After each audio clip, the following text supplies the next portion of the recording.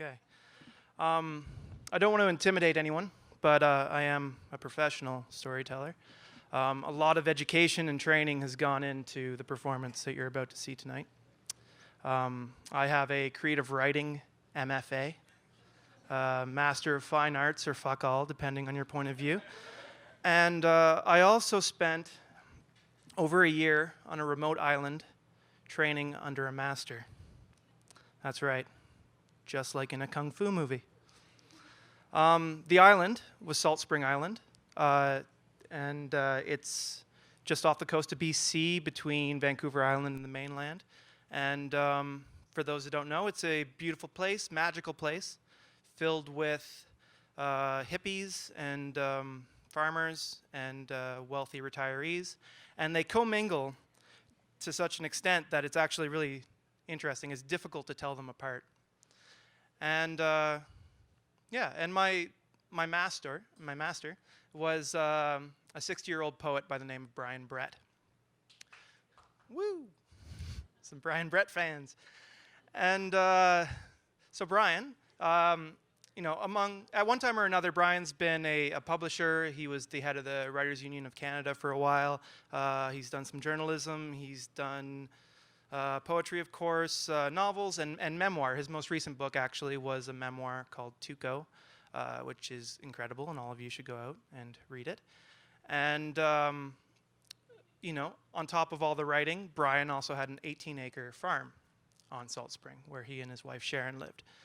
And I'm not sure how I wound up there, really, but I was writing an article about one of Brian's other books, Trauma Farm, which is about the farm. Also good. You should also read that. And while I was doing an interview with him, he mentioned, just kind of offhand, that it was really difficult to find good help these days, the way that old people do. And I had read the book, and it sounded like an incredible place, and Salt Spring sounded incredible. And so half joking, half not, I kind of offered my services. And a few months later, I was on the farm building him a new deck. And it was supposed to be a 1-month project, and because we hit it off, and also because I'm a slow deck builder, it ended up taking the entire summer. And I ended up helping out on the farm. I was cleaning chicken coops and pulling weeds and feeding the sheep and the peacocks and the dogs and everything else. And it was pretty idyllic. And in exchange for all this work that I was doing for Brian, I got a room, in his guest room in the farm. And I also got all the farm fresh food that I could eat, which was great. And I also got some literary mentorship. And so you can think about that kind of in terms of like the Karate Kid. It was the Karate Kid school of writing, in which through manual labor, he purported to be teaching me the art of poetry. To give you an idea of how that worked, one day I was, helping him build a fence, and to do so, you have to dig these holes for the posts. And I thought I was done, and I told Brian I was done, and he came out and looked at my holes and kind of looked at it dismissively and looked at me. He's like, "You call that a hole? You see, that's the problem with your poetry." And I'm pretty sure he's right, but I don't know what he meant by that, which is what makes it so zen, wax on, wax off. But when an opportunity to get out of some of the more backbreaking labor presented itself, I jumped at the chance. An organization that Brian was affiliated with on the island, called the Salt Spring Forum, wanted to organize a literary festival. And they were looking for someone to kind of become their coordinator and look after everything from like advertising to promotion to finding sponsors and working logistics and things like that. So I wound up with the job, and my first job was to find guests for this event. And one of the first names that was mentioned to me was Farley Mowat, which was really exciting. And Farley, as you probably know, has passed away a few years ago. But at that time, he was still pretty old and unable to travel. But the idea was that we would beam him in via Skype, and we'd have him at the front of a room, and we'd interact with him, and it'd be great. And I was told it was a done deal. They'd spoken to Farley. He'd agreed. It would be great. All I had to do was write out a letter and mail it to him, just to kind of formally invite him to the festival. Now, notice that I said mail. The 90-year-old writer that we were going to be having a Skype conversation with didn't own a computer, much less have access to the internet or email. And but I wrote the letter, sent it out, and a few weeks later I got a reply, which was very exciting. And it was on this personalized letterhead, like from the desk of Farley Mowat, and it had been written with a typewriter. And then afterwards, he'd gone back and corrected with pen, all the spelling mistakes and everything. And it read, "Dear Chris, thanks for the invite. If I was a little bit younger, a decade or two, I'd come at a gallop. But alas, I ain't, and there is no way that I'm going to succumb to the blandishments of the electronic whore." So no Skype for Farley.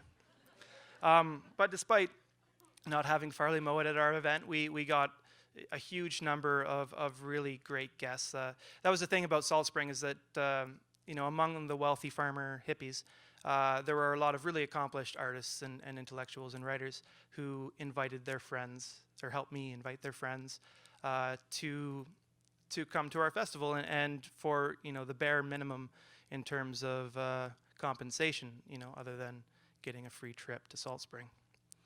So yeah, we got our guests together, and we were going to call it Words Without Borders, and it was going to be right at the end of Freedom to Read Week, and it was great. So I don't know if any of you have organized events before, but it's stressful as hell. A lot of work, much more stressful than writing poetry or farming. And but I didn't get much sleep. But that said, it was also strangely thrilling.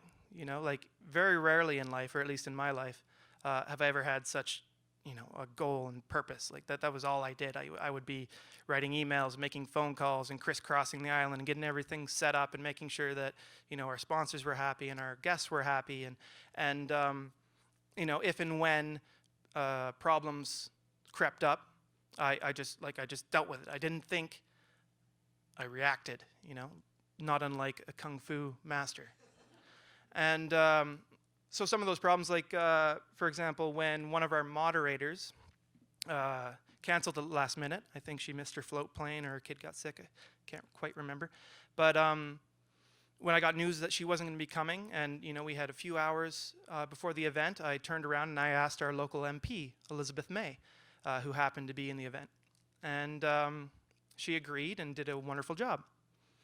And when her little dog that she'd brought along with her shih tzu'd all over the stage, I didn't think. I grabbed one of our programs and scooped it up and got rid of it before anyone was the wiser. And pretty impressive, I know. And yeah, but the biggest crisis, potential crisis that I had to deal with started at the beginning of the event. I went down to the docks to pick up one of our guests, Carmen Aguirre, who had just won the Canada Reads that year. And I watched the float plane come and land, and some of the passengers get out. And there was no Latina woman. Carmen Aguirre wasn't there. But there were two people that were surprisingly familiar. They closely resembled my parents. At first I thought I was overtired, but it turns out that one of the other organizers, in cahoots with my parents, had tricked me, and they had come out to surprise me. My parents are my parents, and they're not the type that would normally go to a literary festival. My dad especially isn't the type of guy that you would call literary or reader or literate. But like, I was organizing a festival, and he wanted to be there. Now, I'm not sure how many of you are fans of kung fu movies, and if not, I apologize, because it's a bit of a theme in this story. But our hero in most kung fu films, not unlike Daniel San in Karate Kid, is usually an orphan or doesn't have a father. And there are many reasons for this. one of the benefits from this trope is that there's a father-son relationship that can develop between the master and apprentice. And if the father was killed by a bad guy or something, it provides revenge. Something for the hero to avenge. And but most of all, it just ensures that Grasshopper's parents don't show up at a crucial moment to ruin everything. So my parents weren't as bad as all that, but at the same time, I had to remain focused. I had this event that I needed to ensure that it ran smoothly, and so I tried to stay in the zone, and I made sure that they had a place to stay, they had tickets, they had transport, and then I got them to their hotel, and I tried to forget about them, which was easier said than done. Often throughout the event, I'd notice my parents off to the side, watching me, laughing. Later, they said that they'd never seen me look so stressed, and they found that hilarious. And I remember another time that, they seemed to laugh just a little bit too loud and long when Susan Musgrave, one of our guests, told a story about talking to a telemarketer, and the person asked for her profession, and she said poet. And the other person on the other line said, yeah, I'm just going to write unemployed. Dad found that hilarious too. But I really didn't have a chance to kind of think about the larger repercussions of my parents' visit until after the festival was successfully completed. The next day, Brian and Sharon invited my folks over for dinner. And for the first time in those months and weeks leading up to the festival, I started to panic. It was like these two worlds colliding. On the one side, there was my literary family, Brian and Sharon, and some of the friends from Salt Spring, and some of the guests that had remained from the festival. And on the other side were my small-town Ontario parents. And, they're not exactly country bumpkins. They've been around, but they're still, my parents. Parents have a way of making you feel like a kid again, especially when you're living in your friend's guest room and calling yourself a poet. And, but, that I learned that sometimes it takes gatherings like that to show you how much those two worlds can actually have in common. My mother comes from a farming family. I grew up on a farm, or spending a lot of time on the farm. And my mom's also a nurse, much like Sharon. And Dad has spent a lot of time, Dad worked in the construction industry for a long time, had a home building business. And he went and admired a lot of the work that Brian and I had done very slowly around the house and farm. But the most surprising thing was seeing my father, sitting at the same table as all of these professional storytellers. And they would tell these tangential but intricately well-crafted stories. And after some time and after a few glasses of wine, my dad interjected with a few stories of his own.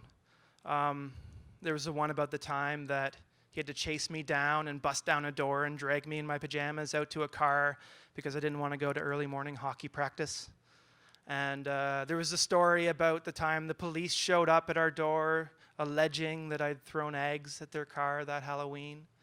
And I realized that you don't need a very, very expensive education or kung fu-like training to be a master storyteller. My dad, it appears, comes by it quite naturally. And if I have any storytelling skills at all, a great deal of that is probably because of him. It's just unfortunate that most of his stories have to involve me. So this is my story. This is my story about him. This is my revenge. And if you take anything away from this tonight, it should be this, that in any good kung fu story, there's nothing sweeter than revenge. Thank you.